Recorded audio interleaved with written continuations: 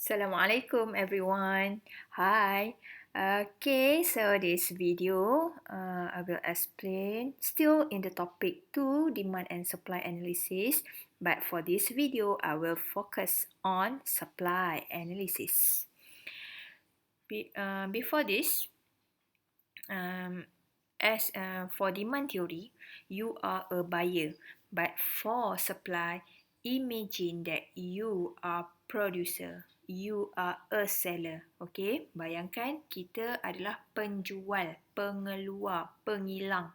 Alright, bukannya pembeli. Okay, kita adalah usahawan.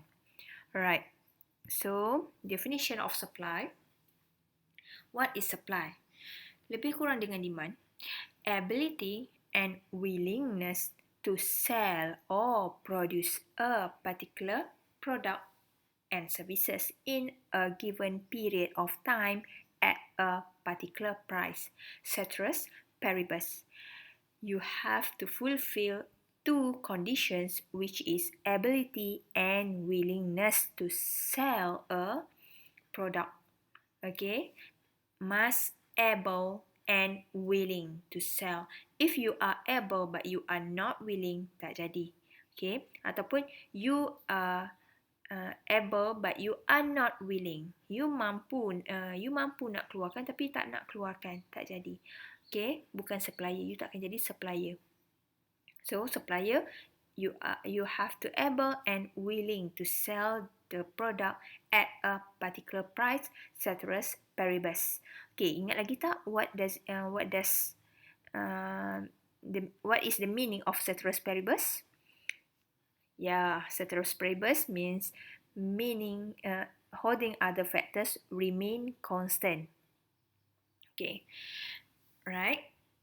Similar to demand, supply also have its law. What is the law of supply? The law of supply, the more expensive the price, the more quantity you will produce. Okay, the higher the price, the greater the quantity supplied. But the lower the price or the cheaper the price, the lesser the quantity supplied. Okay, lagi mahal barang tersebut, lagi banyak you produce. You must remember you are the seller. As a seller, you aim for maximum profit. Okay, kita nak untung yang banyak disebabkan nak berkeinginan untuk keuntungan yang lebih banyak. Bila harga barang sesuatu barang tu mahal, lebih banyak you akan keluarkan to get maximum profit. Tapi kalau harga barang tu jatuh, lagi kurang you nak bayar.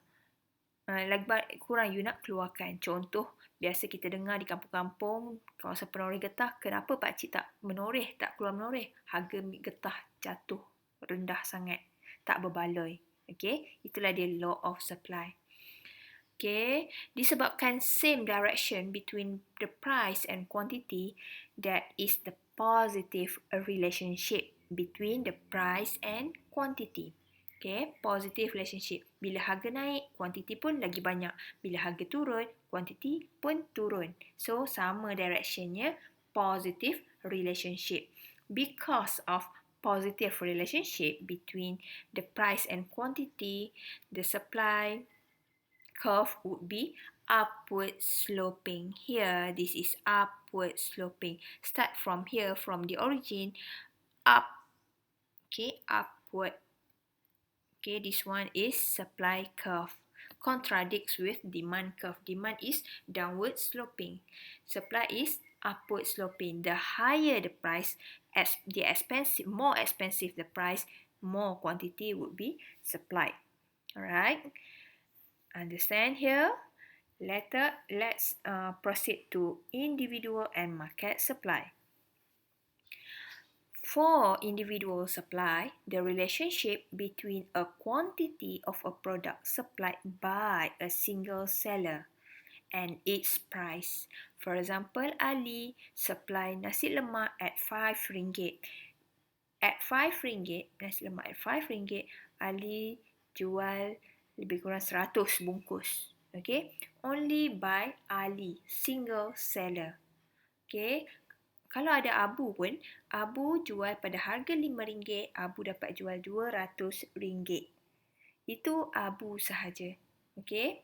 That is individual supply, ahli abu. Alright.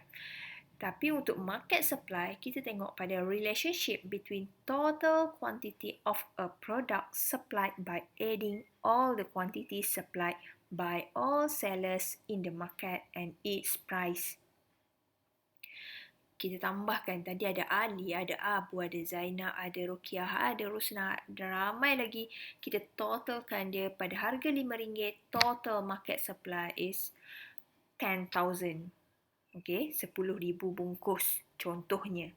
Okey, bila kita tambahkan semua peniaga, nasi lemak RM5 dapat menghasilkan 10,000 bungkus nasi lemak. Okey, itu market supply. Supply di pasaran. Tadi individu, ahli. Untuk ahli je individu. Tapi bila kita tambahkan semua penjual nasi lemak, itu dalam market supply. Alright. Then, what are the factors that influence supply to increase or reduce? Okay, maksudnya apakah faktor ataupun apakah punca-punca yang menyebabkan supply itu berubah, meningkat ataupun berkurang? Okay, ini adalah beberapa faktor yang menyebabkan perubahan dalam supply. The first one is price of related goods, cost of production, technological advancement, producers' expectation, future price, government policy and number of sellers. Okay, so kita pergi satu-satu. Untuk price of a related good, apa yang dimaksudkan dengan price of related good? Harga barangan yang berkaitan. So, sama juga macam demand, terdapat dua jenis barangan yang berkaitan. Satu adalah complementary goods, which is the two goods that must be used together. Okay. Okay, untuk complementary goods which are supplied at the same time. Okay. Itu untuk complementary good.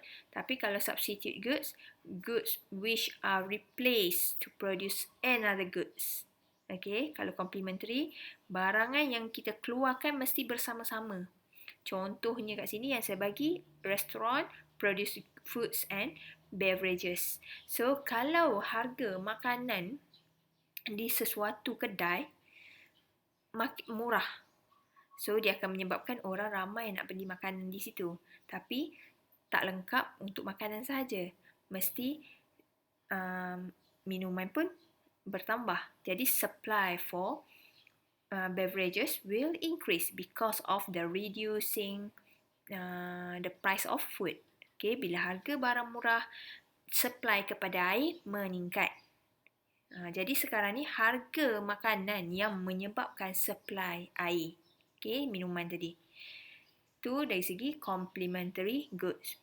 Untuk substitute goods, dua barangan, kita produce dua barangan yang boleh replace. Contoh, you adalah penjual tudung bawal dengan penjual shawl. Harga tudung bawal boleh menyebabkan you supply shawl, akan efek kepada supply of shawl. Contoh, harga bawal murah. Okay, sebagai penjual, okay, ingat you have to remember you are the seller. Now you are selling bawal and also shawl. Harga bawal murah.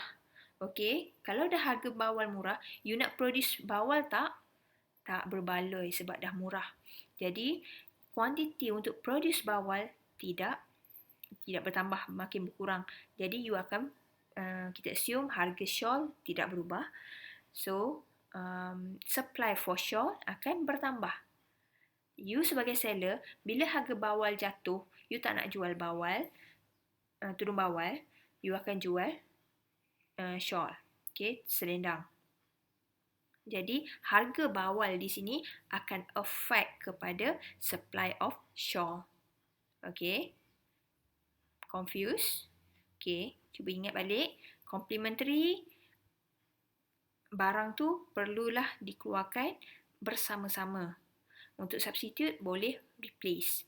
Okay, contoh yang saya bagi kat sini adalah travel agent provide tour package to Japan and Korea. Kalau harga Japan murah, you takkan nak supply Japan sebab keuntungan akan sedikit. You akan supply more Korea. Jadi package harga package Japan akan affect kepada supply for Korea tour. Okay. Next is the cost of production. Apa yang dimaksudkan dengan cost of production?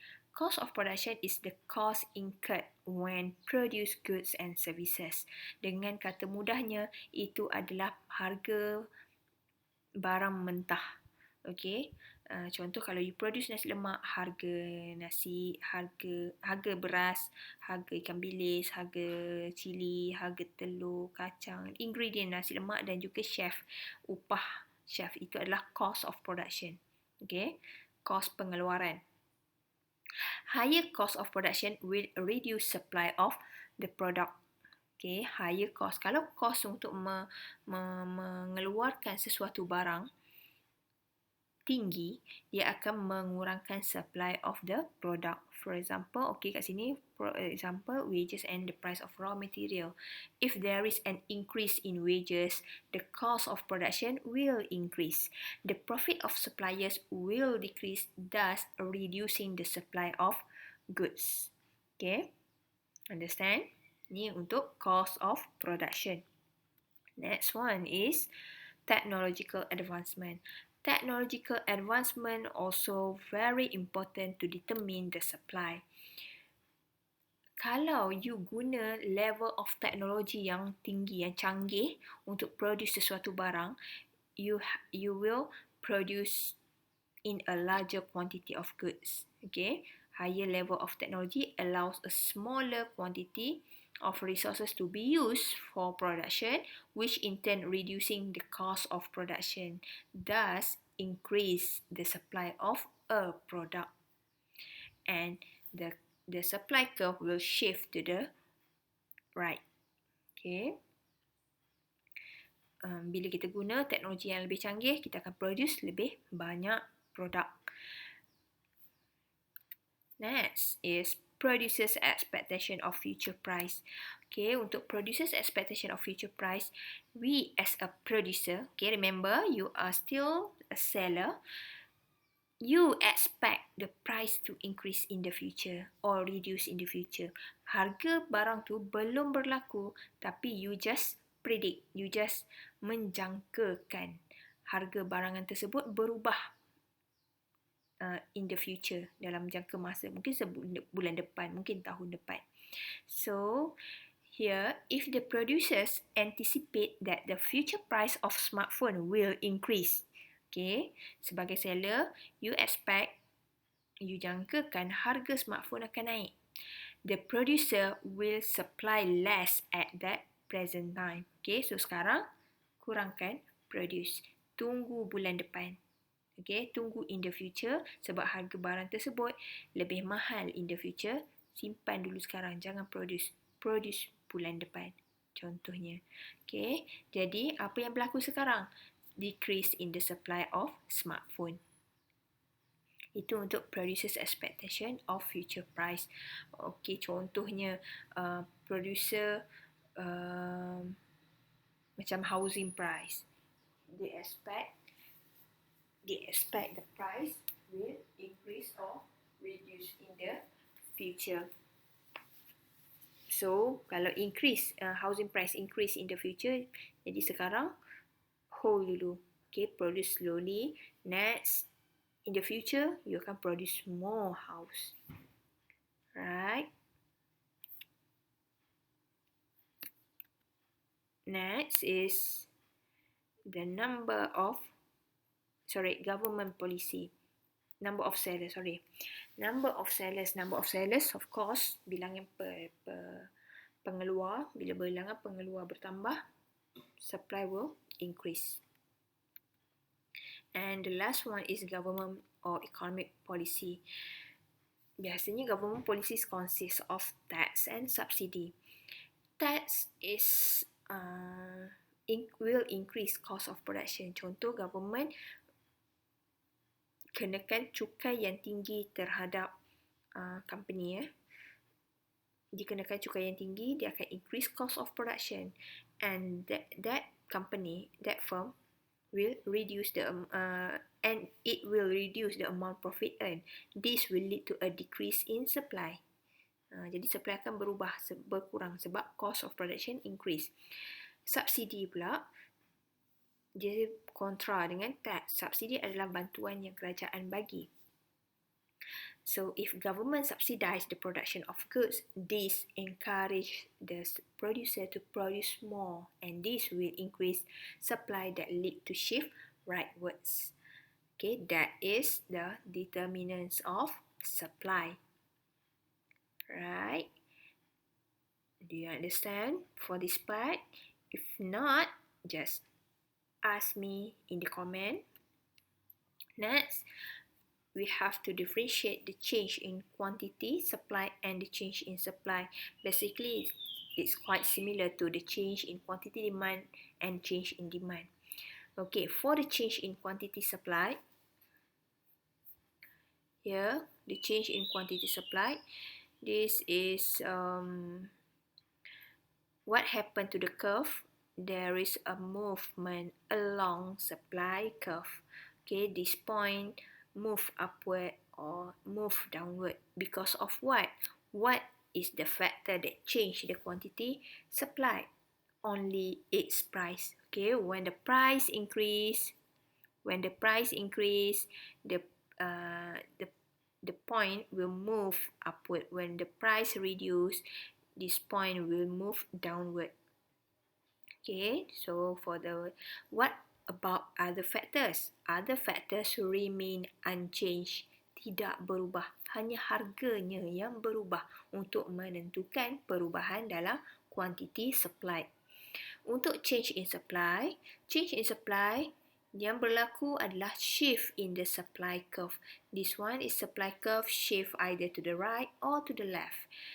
Apa yang menyebabkan perubahan supply?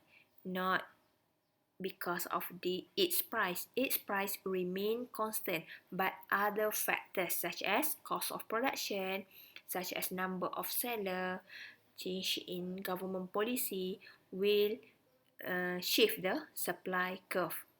Okay, and if supply increase, supply curve will shift to the right from S0 to S1.